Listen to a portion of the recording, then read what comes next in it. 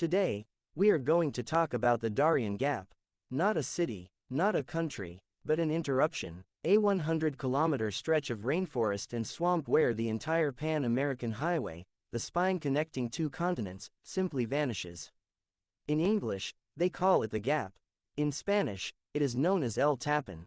The plug. This place is not merely difficult, it is deliberately, lethally designed to defeat human ambition. For 5 centuries, it has stood as a monument to the price of crossing the Americas. But for the hundreds of thousands who face it today, the journey is no longer an adventure. It is a desperate, final resort. It all begins with the lust for gold. In the early 16th century, Spanish conquistadors, hungry for the riches of the South, saw this jungle as a final obstacle. The first cost. Vasco Núñez de Balboa and his men were the first Europeans to crawl through this hell, looking for the fabled Sea of the South. But while they found the Pacific, the jungle exacted its first price. Malaria, yellow fever, and starvation killed men faster than any arrow. Their ambition was humbled by mud and disease. Centuries later, the Gap swallowed the dream of the Scottish Empire. In 1698, thousands of ambitious Scottish settlers arrived to establish a trade colony, New Caledonia. They were unprepared, poorly provisioned, and quickly overwhelmed. It was a catastrophe of incompetence. The jungle didn't need to fight, it simply waited for the settlers to starve, succumb to fever, and abandon their grand plan. Even in the age of modern engineering, the Gap held firm. For decades, engineers tried to punch the Pan-American highway through. They blasted mountains, bridged rivers, and fought the oppressive humidity. But eventually, even the dream of a fully connected continent was abandoned. The cost was too high, the challenge too great. The jungle was declared the winner. Today, the Gap has new travelers. Not conquistadors, not engineers, but fathers, mothers, and children from Venezuela, Haiti, Ecuador, and even as far as Africa and Asia. They are not seeking gold, they are seeking survival.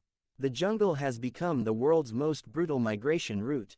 The land itself, the natural dangers remain lethal. Migrants spend up to 7 days battling vertical climbs they call Death Mountain. Sudden tropical rains turn streams into violent, drowning torrents. The mud is deep, consuming shoes, luggage, and the last of one's strength. Injuries that would be minor anywhere else, a sprained ankle, a deep cut, become life-threatening without aid. The ultimate danger is not the viper or the jaguar. It is the human predator. In this lawless, unpoliced vacuum, organized criminal gangs and armed coyotes roam freely. The people who make it through the Gap speak of systematic robbery, extortion, and rampant sexual violence. They have crossed multiple borders to find safety, only to face the darkest side of humanity in this final, desperate crossing. They leave their countries fleeing violence, only to meet it head-on in the heart of the jungle. The Darién Gap does not care about your dreams, your past, or your desperation. It only demands one thing, everything you have. And for too many, it takes more. It has always been the place where journeys end, sometimes in triumph, but most often, in absolute peril. The story of the Darién Gap is the story of humanity's persistent search for a better future, interrupted by the planet's uncompromising reality. The ancient trail that defeated empires now challenges the desperate resilience of a new generation. The plug holds, but the pressure to cross has never been higher. If you found this exploration of one of the world's most perilous places insightful, please share this video.